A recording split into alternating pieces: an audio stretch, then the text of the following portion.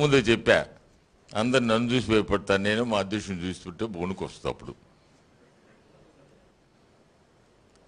Janasena party ఈ సమాజంలో 64% వెనుకబడి వర్గాలకు ఎస్సీ ఎస్టీలో రాజకీయ న్యాయం చేయడానికి స్థాపించబడింది.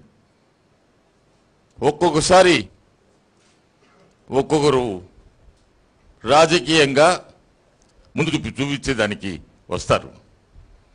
ఈనాడు రాష్ట్రంలో రాజకీయం అధికార పక్షం కానీ ప్రతిపక్ష పార్టీలు కానీ ప్రజల సమస్యలు గాలికి వదిలేసి వారి సమస్యల కోసం వారు పోరాడుతున్నారు.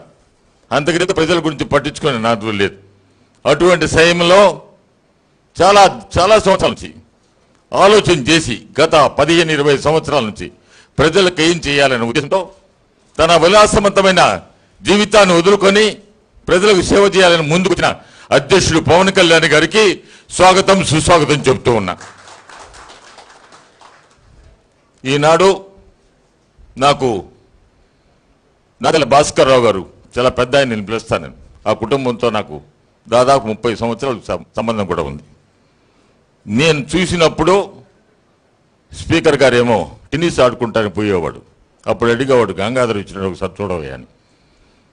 తర్వాత శాసనసభ్యుడు కావడం, వివాదాలకు దూరంగా ఉంటూ అందులో అవిభక్త శాసనసభలో చాలామంది మీద ఉండేవాళ్ళు, ఏదో ఒక విధంగా ఇరుకుని పెట్టాలని.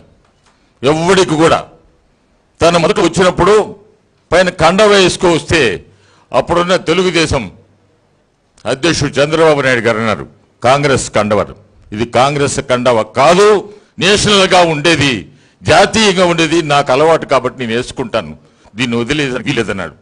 అప్పుడు ఆయన దృఢ చిత్తంతో ముందుకు వస్తుంటే శాసనసభ్యులంతా తెలుగుదేశం శాసనసభ్యులు చప్పట్లు కొట్టారు. అంటే వారి వ్యక్తిత్వం మహా గొప్పది. ఈనాడు నాదెళ్ల మనోహర్ గారు జనసేనలోకి నేనెప్పుడు ఒక నెల కిందట ఒకసారి ఇంటికి చాలాసేపు మాట్లాడి అప్పుడే అనుకున్నా వీరేదో నిర్ణయం తీసుకోపోతామని.